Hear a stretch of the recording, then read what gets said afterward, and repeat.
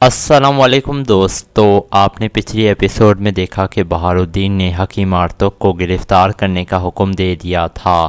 اس قصے کے آغاز میں حکیم آرتک کہتا ہے یہ ہمیں خون بہانے پر مجبور کرنا چاہتے ہیں۔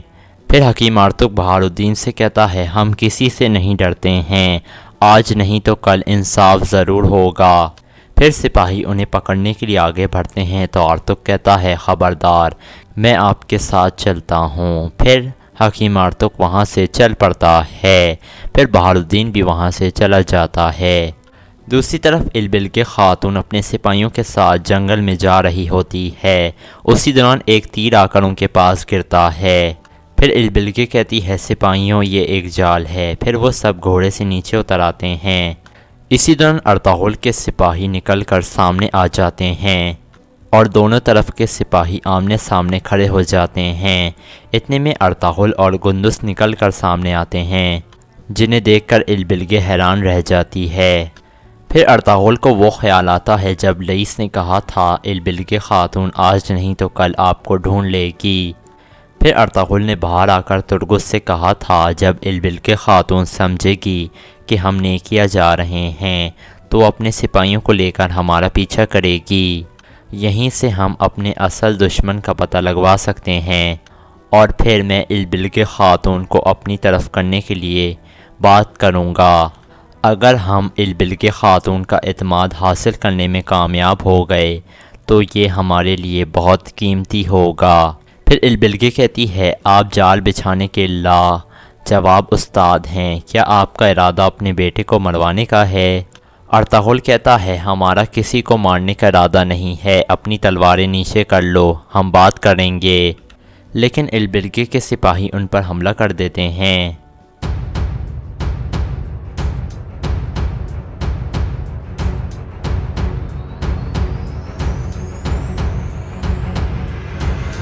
اتنے میں گندس ایک سپاہی کو مارنے لگتا ہے تو ارطغرل اسے روک لیتا ہے۔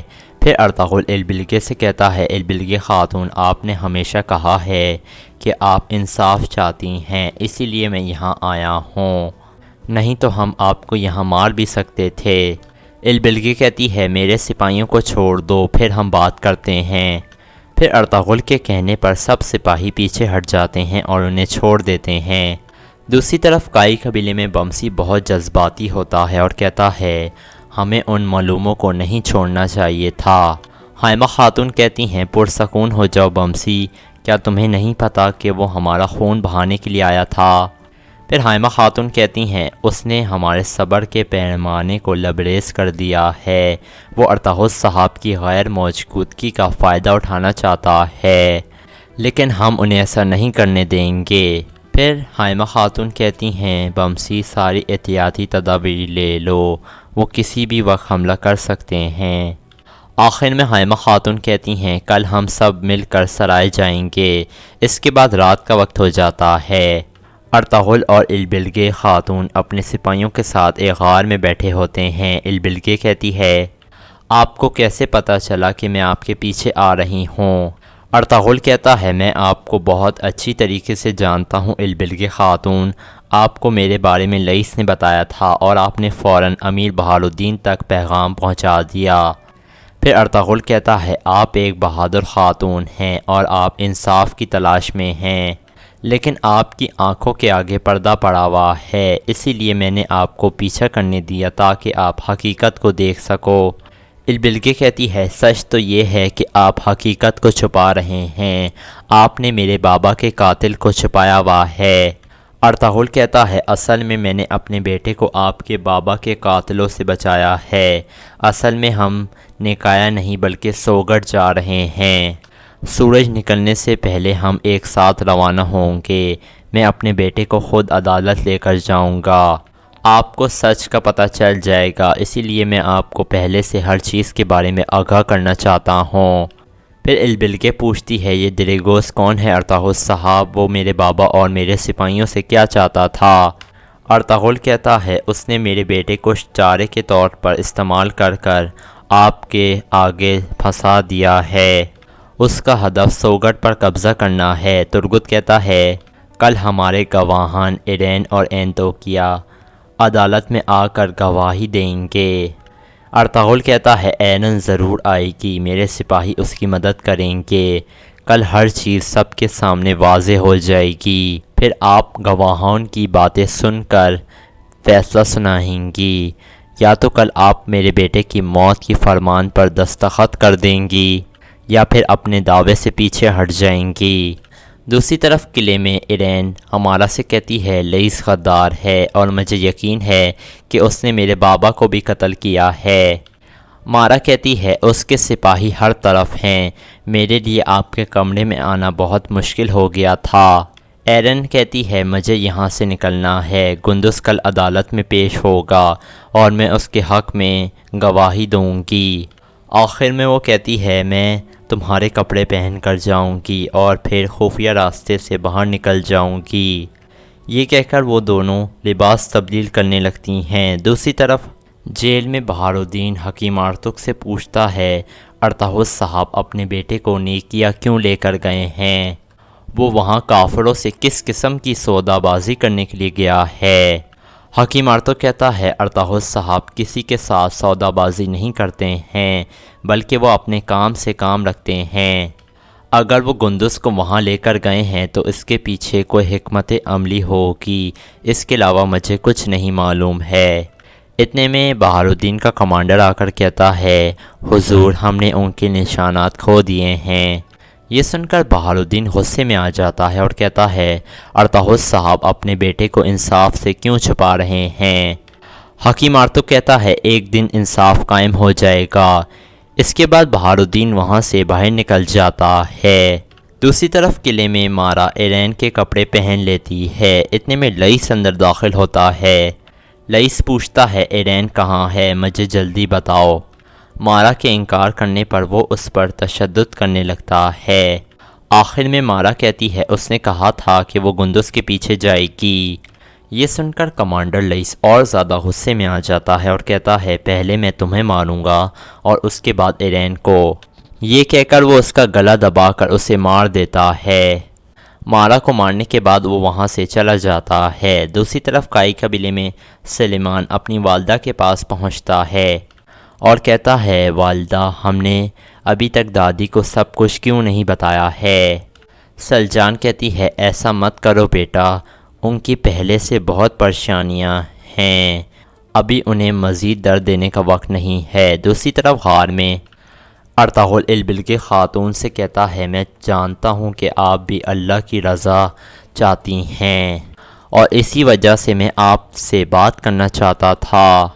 البلگ کہتی ہے ہمارا قبیلہ یہاں آنے کے لیے راستے میں ہے، جلد ہی میرا بڑا بھائی بھی میرے ساتھ ہوگا، میرے قبیلے والے میرے پیغام کا انتظار کر رہے ہیں، مجھ سے میرے بابا اور سپاہیوں کے بہنے والے خون کے بارے میں حساب ہوگا اور سوالات ہوں گے، میں انہیں کیا جواب دوں گی؟ ارطغرل کہتا ہے آپ جواب دیں گی، اس کے بارے میں آپ پریشان مت ہوں بلکہ اپنی ضمیر کی بات سنیں، فیصلہ آپ کا ہے اور ذمہ داری بھی آپ کی ہے، آپ یہ جان لیں جب تک آپ اللہ کے راستے پر ہیں تب تک میں آپ کے ساتھ ہوں، انشاءاللہ انصاف قائم ہوگا۔ یہ سن کر البلگ اجازت لے کر وہاں سے چلی جاتی ہے۔ اس کے بعد صبح کا وقت ہو جاتا ہے، سراہے میں قاضی صاحب پہنچ جاتے ہیں۔ بہار الدین کہتا ہے یہ ممکن ہے کہ ارطغرل صاحب اپنے بیٹے کو عدالت نہیں لانا چاہتے ہیں۔ اتنے میں حائمہ خاتون اور ان کے سپاہی اندر داخل ہوتے ہیں، سب لوگ چونک جاتے ہیں۔ حائمہ خاتون بہار الدین سے کہتی ہے ابھی آپ ارطغرل صاحب کی غیر موجودگی کا فائدہ اٹھانے کی کوشش کر رہے ہو تاکہ آپ بہتانوں کی باتوں پر مقدمہ پیش کریں۔ بہار الدین کہتا ہے آپ اپنی حد میں نہیں تو میں آپ سے اس گستاخی کا حساب وصول کروں گا۔ سلجان کہتی ہے آپ ریاست کے امیر ہیں اور آپ اپنی طاقت سے مظلوموں کو تباہ نہیں کر سکتے ہیں۔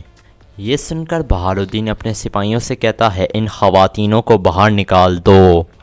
یہ سن کر سپاہی آگے بڑھنے لگتے ہیں تو بمسی کہتا ہے ایسا سوچنا بھی مت، ایسا کرنے کی جرت بھی مت کرنا، اور یہاں اس قصے کا اختتام ہو جاتا ہے۔ دوسری طرف ارطغرل گھوڑے پر سوار ہو کر نکل گیا تھا اور تیزی سے اپنا گھوڑا دوڑا رہا تھا، اور اس کے پیچھے بہت سارے منگول بھی لگے ہوئے تھے، اور ان کا ہدف یہی تھا کہ وہ ارطغرل کو پکڑ لیں۔ اور ارطغرل تیزی سے آگے بڑھ رہا ہوتا ہے۔ ایک جگہ ارطغرل تھک جاتا ہے کیونکہ ارطغرل بہت زخمی ہو چکا تھا، پھر وہ گھوڑے سے نیچے گر جاتا ہے۔ منگول سمجھتے ہیں کہ ارطغرل زخمی ہو کر گرا ہے، اس وجہ سے وہ ایک منگول اسے آرام سے آ کر اٹھاتا ہے۔ ارطغرل اس کا خنجر چھین لیتا ہے اور اس کے پیٹ میں گاڑ دیتا ہے۔ اس کے بعد ارطغرل وہ خنجر نکال کر ایک اور سپاہی کے مارتا ہے تو وہ بھی ادھر ہی گر جاتا ہے، لیکن اتنے میں ارطغرل کی طبیعت خراب ہونے لگتی ہے، لیکن وہ پھر بھی ہمت کر کر کھڑا ہو جاتا ہے۔ لیکن اتنے میں اور بہت سارے منگول وہاں پر پہنچ چکے تھے جن کی سربراہی تانگت کر رہا تھا، اور وہ تیزی سے ارطغرل کی طرف بڑھنے لگتے ہیں۔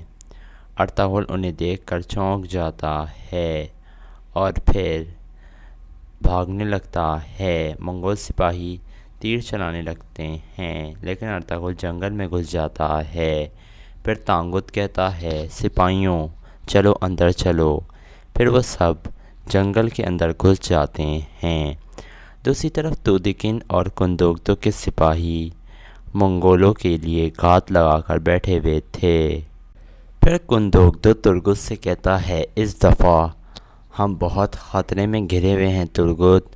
ترگت کہتا ہے، اس دفعہ ہم ان کافروں کو تباہ کر دیں گے، نہ ہی ان کے جسم میں سانسیں باقی رہیں گی اور نہ ہی خون۔ اتنے میں دوان آ کر بتاتا ہے کہ وہ لوگ قریب آ رہے ہیں۔ یہ سن کر وہ تودقین کو بتاتا ہے۔ تودقین کہتا ہے، اللہ ہمارا مددگار ہو۔ یہ کہہ کر وہ سب جھاڑیوں کے اندر چھپنے لگتے ہیں، تاکہ ان کا پلان یہ تھا کہ جیسے ہی وہ آئیں گے تو منگولوں پر وہ حملہ کر دیں گے۔ اس کے بعد وہ جھاڑیوں میں چھپ جاتے ہیں۔ دوسری طرف ارطغرل زخمی ہو گیا تھا اور لنگڑا لنگڑا کر آگے بڑھنے لگتا ہے، لیکن منگول بھی بہت تیزی سے اس کے پیچھے آ رہے تھے۔ اتنے میں ارطغرل گر جاتا ہے اور ایک منگول ارطغرل کے اوپر کھڑا ہو کر تلوار ہوا میں بلند کرنے لگتا ہے۔ دوسری طرف بہت سارے منگول پہنچ چکے تھے اور سارے سپاہی ادھر ہی موجود تھے، اور تیر کمان کا اشارہ لے کر انہیں ادھر ہی مارنے لگتے ہیں۔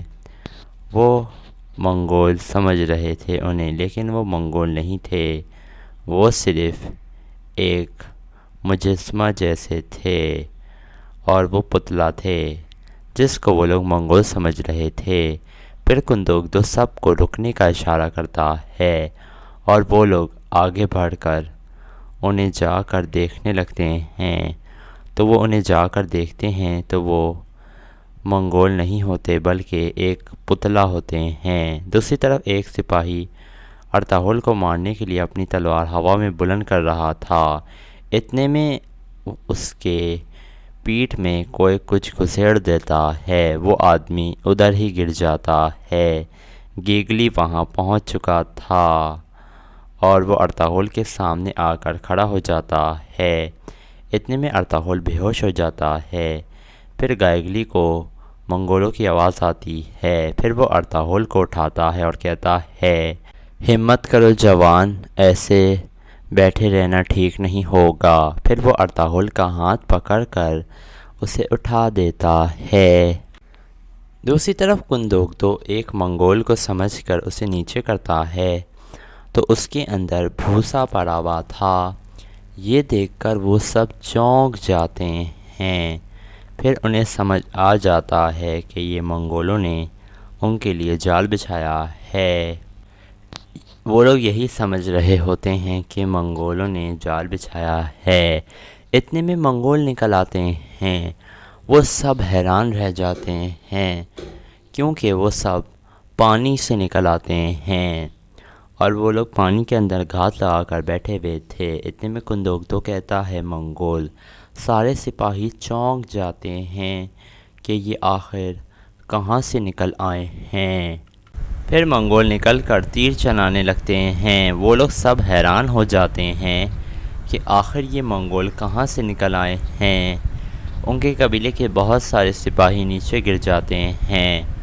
اتنے میں کندوگدو اپنی تلوار نکال لیتا ہے، لیکن وہ منگول مسلسل تیر چلا رہے تھے اور وہ لوگ چھپنے میں مصروف تھے۔ اتنے میں ترگت اور دوان ایک طرف جا کر کھڑے ہو جاتے ہیں۔ کوچا پہاج بھی بہت بڑا ڈرامے باز تھا۔ وہ بڑی چالاکی سے لیٹ جاتا ہے۔ ایک کمانڈر اسے دیکھ کر مسکرانے لگتا ہے۔ دوسری طرف گیگلی ارطغرل کو جنگل میں لے کر آگے بڑھ رہا تھا۔ ایک جگہ وہ ارطغرل لڑکھڑا کر گر جاتا ہے تو گیگلی ارطغرل کو کہتا ہے ابھی ہماری منزل دور ہے، ہمت سے کام لو، شاباش۔ پھر وہ ارطغرل کو پکڑ کر دوبارہ آگے بڑھنے لگتا ہے۔ پھر وہ جھاڑیوں کے اندر داخل ہو جاتے ہیں۔ اتنے میں تانگوت اپنے سپاہیوں کو لے کر وہاں پہنچ گیا تھا اور وہ کہتا ہے چاروں جانب پھیل جاؤ۔ دوسری طرف تودیکن کندوگدو سے کہہ رہا تھا یہ کیا ہو رہا ہے کندوگدو بھائی، انہیں ہمارے آنے کی خبر پہلے سے تھی، یہ لوگ گھات لگا کر ہمارا انتظار کر رہے تھے۔ اتنے میں کندوگدو پوچھتا ہے کون کر سکتا ہے ایسا؟ تودیکن کہتا ہے آپ اپنے قریب ترین سپاہیوں میں تلاش کریں، وہ لوگ جو یہاں موجود نہیں ہیں، کیونکہ میرے جو سپاہی تھے وہ تو شہید ہو چکے ہیں۔ اتنے میں کندوگدو کو وہ خیال آتا ہے جب منگول کو یہ لوگ کائی قبیلے میں پکڑ کر لائے تھے اور اس نے حمزہ کو کہا تھا حمزہ اس منگول پر کڑی نظر رکھنا، اس نے کہا تھا جو آپ کا حکم بھائی۔ اور اتنے میں دیری دمیر آ گیا تھا اور اس نے اس منگول کو مار دیا تھا اور حمزہ ادھر موجود نہیں تھا۔ پھر وہ حمزہ کے پاس گیا تھا اور کندوگدو نے اسے ایک چماٹ مارا تھا اور کہا تھا میں نے تمہیں کہا تھا نا کہ منگول وہ تمہاری ذمہ داری تھا۔ پھر اسے وہ خیال بھی آتا ہے جب وہ کل کائی قبیلے میں آیا تھا اور اس نے حائمہ خاتون نے ان سے پوچھا تھا کیا تم نے اسے پکڑ لیا ہے؟ حمزہ نے کہا تھا جی ہاں میں نے اسے پکڑ لیا ہے، اور اس نے اپنے ٹھکانے کا بھی بتا دیا ہے کہ نویان کہاں ہے اور یہ بھی کہ نویان کہاں جانے والا ہے۔ پھر وہ کہنے لگتا ہے حمزہ حمزہ۔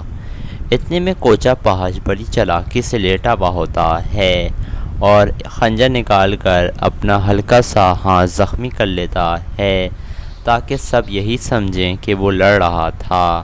یہ بہت بڑا ڈرامے باز تھا اصل میں۔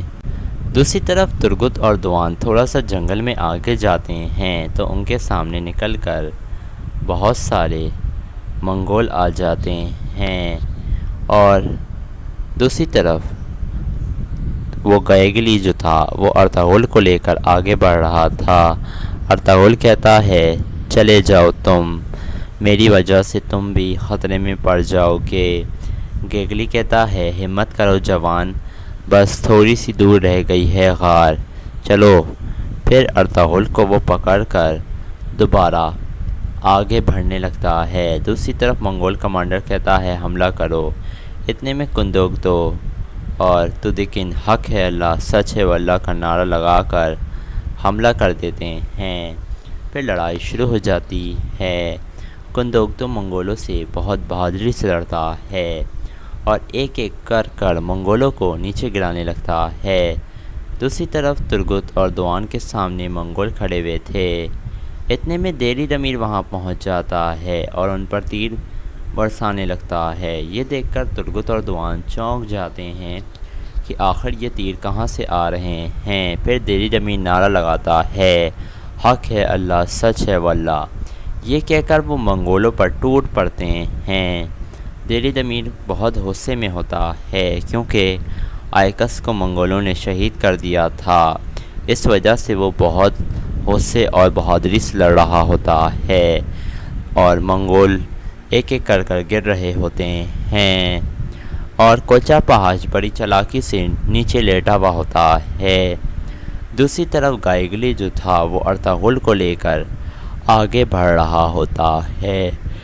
ایک جگہ پہنچ کر وہ رک جاتا ہے اور ارطغرل کو ایک طرف بٹھا دیتا ہے اور جنگل میں ایک خفیہ راستہ بنانے لگتا ہے۔ پھر وہ ارطغرل کو لے کر ادھر بیٹھ جاتا ہے اور اس خفیہ راستے کو جھاڑیاں لگا کر بند کر دیتا ہے تاکہ سب یہی سمجھیں کہ یہاں پر کوئی نہیں آتا ہے اور یہ جنگل ہے۔ ارطغرل بہت تھک چکا تھا اور ارطغرل بیٹھ جاتا ہے۔ دوسری طرف تودیکن بھی بہت بہادری سے لڑ رہا ہوتا ہے، لیکن تودیکن کے ایک سپاہی تلوار کا وار کر کر اسے زخمی کر دیتا ہے۔ دوسری طرف ترگت، دیلی دمیر اور دوان بہت بہادری سے لڑ رہے ہوتے ہیں اور منگولوں کو ایک ایک کر کر نیچے گرا رہے ہوتے ہیں۔ تودیکن ہمت کرتا ہے اور دوبارہ منگولوں پر حملہ کر دیتا ہے۔ دوسری طرف تانگوت اپنے سپاہیوں کو لے کر جنگل میں پہنچ چکا تھا اور وہ ان کی نشانات دیکھنے لگتے ہیں۔ اتنے میں تانگوت کو ایک نشان مل جاتا ہے اور وہ جائزہ لینے لگتا ہے اور گائگلی بھی چھپ کر اسے دیکھ رہا ہوتا ہے۔ اتنے میں اسے گائگلی کی آنکھ نظر آ جاتی ہے تو وہ سمجھ جاتا ہے کہ یہیں پر کوئی موجود ہے۔ پھر وہ کھڑا ہو جاتا ہے۔ دوسری طرف دوان بہت بہادری سے منگولوں کو مار رہا تھا اور منگول ایک ایک کر کر نیچے گرتے جا رہے تھے۔ ترگت بھی اپنا کلہاڑا گھما گھما کر سب کو گرا رہا ہوتا ہے۔ دیلی دمیر بھی بہت پرجوش تھا اور بڑی بہادری سے لڑتا ہے۔ سمسا سپاہی بھی لڑ رہا تھا۔ اتنے میں بواج بھی وہاں پہنچ جاتا ہے اور وہ بھی لڑنے لگتا ہے۔ منگول کمانڈر جو ہوتا ہے وہ چھپ کر یہ ساری لڑائی دیکھ رہا ہوتا ہے۔ کندوگدو ایک منگول کو مار کر نیچے گرا دیتا ہے۔ دوسری طرف بڑی چالاکی سے گائگلی ایک کام کرتا ہے، ایک منگول کی لاش وہاں پر پھینک دیتا ہے۔ وہ لوگ سب یہی سمجھتے ہیں کہ یہ منگول ہے اور ایک منگول سپاہی کہتا ہے اسے تو میں جانتا ہوں، یہ بیبلو ہے، یہ 3 دن سے غائب تھا۔ تانگوت کہتا ہے یعنی کہ ارطغرل یہیں پر موجود ہے، یقیناً کوئی ہمارے نشانات کی جاسوسی کر رہا تھا اور وہی اسے یہاں سے نکال کر گیا ہے۔ اتنے میں وہ سپاہی کو پکڑ لیتا ہے اور کہتا ہے آخر کہاں جا سکتا ہے وہ، ڈھونڈ کے لاؤ اسے، جلدی جاؤ۔ یہ کہہ کر وہ سب آگے بڑھ جاتے ہیں اور چاروں طرف پھیل جاتے ہیں۔ دوسری طرف ارطغرل بھی سکھ کا سانس لیتا ہے کہ منگول یہاں سے چلے گئے ہیں۔ دوسری طرف تودیکن بہت بہادری سے لڑ رہا ہوتا ہے اور ایک ایک کر کر منگولوں کو گرا رہا ہوتا ہے۔ ترگت تو بہت بہادری سے لڑتا ہے اور کلہاڑے کا وار کر کر کر منگولوں کو نیچے گرا رہا ہوتا ہے اور دوان بھی بہت بہادری سے لڑ رہا تھا۔ اتنے میں وہ سپاہی جو ہوتا ہے وہ سو رہا ہوتا ہے۔ اتنے میں وہ حملہ کر دیتا ہے اور کندوگدو کے ٹانگ پر ایک وار کرتا ہے، لیکن کندوگدو فوراً حرکت میں آتا ہے اور اسے نیچے گرا دیتا ہے۔ منگول کمانڈر یہ سب دیکھ کر حیران رہ جاتا ہے کیونکہ ان کا یہی مقصد تھا کہ آج ان سب کو ختم کر دینا ہے، لیکن تودیکن اور کندوگدو اپنے سپاہیوں کے ساتھ ان کے سارے سپاہی تقریباً مار ڈالتے ہیں۔ دوسری طرف ترگت اور دوان بھی سارے منگولوں کو مار دیتے ہیں۔ دوسری طرف گائگلی ارطغرل سے کہتا ہے جہاں اتنا صبر کیا ہے تم نے بہادر، بس تھوڑا اور سفر کرنا ہے۔ دوسری طرف ایک سپاہی دوان پر چڑھ کر حملہ کر دیتا ہے، لیکن دوان اسے پٹک کر گرا دیتا ہے۔ اتنے میں ترگت دہلی دمیر سے پوچھتا ہے، بابا آپ کو ہمارے آنے کی خبر کس نے دی ہے؟ دہلی دمیر کہتا ہے، میری زندگی میں شہادت کے سوا کوئی اور تمنا نہیں ہے میرے بیٹے، چلو آ جاؤ۔ اس کے بعد وہ سب آگے بڑھ جاتے ہیں۔ دوسری طرف دودکن اور کندوگدو کی طرف اور منگول آ جاتے ہیں اور وہ بھی لڑنے لگتے ہیں۔ اتنے میں دوان اور ترگت اور دہلی دمیر وہاں پہنچ جاتے ہیں اور وہ بہت غصے میں ہوتے ہیں اور اپنی تلوار کا وار کر کر ان منگولوں کو نیچے گرانے لگتے ہیں۔ وہ منگول کمانڈر حیران رہ جاتا ہے کہ یہ آخر ہو کیا رہا ہے۔ دوسری طرف گائگلی کہتا ہے، وہ یہی ہیں۔ پھر گائگلی جھاڑی ہٹا دیتا ہے اور تھوڑی آگے لگا دیتا ہے اور ارطغرل سے کہتا ہے، چلو بہادر جوان۔ پھر وہ ارطغرل کو اٹھا کر وہاں سے روانہ ہو جاتا ہے۔ دوسری طرف کندوگدو ایک منگول سپاہی کو تلوار کا وار کر نیچے گرا دیتا ہے۔ دوان بھی بہت بہادری سے لڑ رہا ہوتا ہے اور منگولوں کو نیچے گرا دیتا ہے۔ اتنے میں دہلی دمیر بھی ایک منگول سپاہی کو نیچے گرانے میں کامیاب ہو جاتا ہے۔ ترگت بہت غصے میں ہوتا ہے۔ اتنے میں وہ منگول کمانڈر بھاگنے لگتا ہے۔ دہلی دمیر اس کا پیچھا کرنے لگتا ہے اور اس کے آگے آ کر کھڑا ہو جاتا ہے۔ پھر وہ اپنی تلوار نکال لیتا ہے۔ دہلی دمیر بہت غصے میں ہوتا ہے اور اس کی تلوار نیچے گرا کر اسے مکہ مار دیتا ہے اور اس کا گلا دبانے لگتا ہے۔ اس کے بعد قبیلے کا منظر سامنے آتا ہے۔ کرکر سردار حائمہ خاتون سے کہہ رہا ہوتا ہے، موسم سرما تک ایک ساتھ رہنے میں ہی ہم دونوں کی بھلائی ہے حلیمہ۔ یہ سن کر حائمہ خاتون کہتی ہیں، آپ کا بہت شکریہ بھائی، اللہ آپ سے راضی ہو بھائی، لیکن مجھے کندوگدو اور دودکن کی بہت فکر لاحق ہے۔ دونوں بہت جذباتی ہیں اور انتقام ان کے سر پر سوار ہو گیا ہے۔ مجھے خدشہ ہے کہیں کہ وہ کچھ غلط نہ کر بیٹھیں۔ اتنے میں کرکر سردار کہتا ہے، نویان، اس خبیث شیطان کو ہمیں کمزور نہیں سمجھنا چاہیے۔ ہمارے فرزند ہی ہمارے قبیلے کا مستقبل ہیں حائمہ، اور ہمیں انہی پر انحصار کرنا ہوگا۔ اتنے میں وہ کہتے ہیں، کندوگدو کبھی بھی کوئی غلط قدم نہیں اٹھائے گا، تم یقین رکھو۔ دوسری طرف دہلی دمیر اس منگول کمانڈر کا گلا دبانے میں مصروف تھا۔ اتنے میں کندوگدو وہاں پہنچ جاتا ہے اور کہتا ہے، دہلی دمیر بھائی آپ یہیں رک جاؤ دہلی دمیر بھائی، ہمیں اس کی ضرورت ہے، ہمیں یہ بہت اہم معلومات دے سکتا ہے۔ لیکن وہ اس کا گلا دبا رہا ہوتا ہے۔ تھوڑی دیر بعد دہلی دمیر کندوگدو کے کہنے پر اسے چھوڑ دیتا ہے اور کندوگدو اس کے سامنے آ کر کھڑا ہو جاتا ہے اور اس کی گردن پر تلوار رکھ دیتا ہے۔ ایک منگول سپاہی بھی یہ سب کچھ دیکھ رہا ہوتا ہے۔ پھر وہ وہاں سے واپس روانہ ہو جاتا ہے تاکہ منگولوں کو جا کر بتا سکے کہ ہمارے سارے سپاہی مارے گئے ہیں اور ایک منگول کمانڈر پکڑا گیا ہے۔ دوسری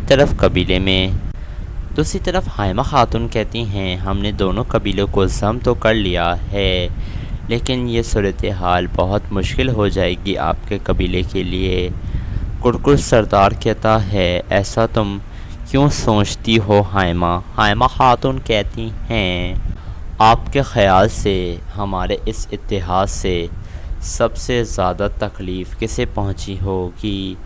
کرکر سردار جھٹ سے کہتا ہے، نویان کو۔ حائمہ خاتون کہتی ہیں، ہاں، وہ خبیث ہمارا اتحاد توڑنے کے لیے اپنی ہر ممکن کوشش کرے گا۔ کرکٹ سردار کہتا ہے وہ ہمیں اندر سے کھوکھلا کر سکتا ہے اور باہر سے بھی وہ ہمارے لیے مشکلات اور پریشانیوں میں اضافہ کر سکتا ہے۔ دوسری طرف جنگل میں کوچا پہاش کھڑا ہو جاتا ہے اور وہ ایک سپاہیوں کو ان کی مرہم پٹی کر رہے ہوتے ہیں اور منگول کمانڈر کو ایک درخت کے ساتھ باندھ دیا گیا تھا اور دہلی دمیر دوان اور ترگت اپنے سپاہیوں کا علاج کرنے میں مصروف ہوتے ہیں تاکہ وہ جلد ٹھیک ہو سکیں۔ کندوگتو اور تودیکن ادھر ہی کھڑے ہوئے ہوتے ہیں۔ تودیکن جو ہوتا ہے وہ بہت زیادہ جذباتی ہوتا ہے اور وہ کہتا ہے ہمارے درمیان غدار کا پتہ لگوانا ہوگا جس نے نویان کو خبر دی ہے۔ کندوگتو کہتا ہے خود کو اتنے بڑے مشکل میں ڈال کر کون ایسا کرنے کی جرات کرے گا۔ کوچا پہاش بول پڑتا ہے اور کہتا ہے ہو سکتا ہے وہ ابھی ہمارے درمیان نہ ہوں۔ پھر تودیکن سب کو دیکھنے لگتا ہے اور دیکھتا ہے کہ اس میں حمزہ اور عبد الرحمن وہاں پر نہیں ہوتے ہیں اور وہ کہتا ہے کوچا پہاش وہ راستہ جو دیکھنے گئے تھے وہ عبد الرحمن اور حمزہ ہی تھے اور انہی نے آ کر ہمیں اس جال کے بارے میں بتایا تھا۔ یہ سن کر دوان بہت غصے میں آ جاتا ہے اور کوچا پہاش کو کہتا ہے تم ہوش میں تو ہو؟ کیا بات کر رہے ہو؟ تمہارے منہ سے کبھی اچھی بات میں نے سنی ہی نہیں ہے، ہمیشہ تم زہر ہی اگلتے ہو۔ اتنے میں کوچا پہاش ڈرامہ کرتے ہوئے کہتا ہے بس بہت ہو گیا، اگر بھائی یہاں کھڑے نہیں ہوتے تو میں تمہیں اچھی طریقے سے دیکھ لیتا۔ دوان غصے میں آ جاتا ہے کیا دیکھ لو گے تم مجھے ہیں بتاؤ؟ اتنے میں کندوگتو زور سے ان دونوں کو ڈانٹتا ہے اور کہتا ہے رک جاؤ دوان۔ دوسری طرف حائمہ خاتون کرکٹ سردار سے کہتی ہیں تودیکن ایک بہادر جنگجو ہے، اس میں آپ کی جوانی دیکھتی ہوں، لیکن وہ بہت جذباتی ہے۔ ارطغرل جو تھا اس کی حکمت عملی اپنے دشمنوں کے لیے ایسی ہوتی تھی کہ دشمن شکست کھا لیتا تھا۔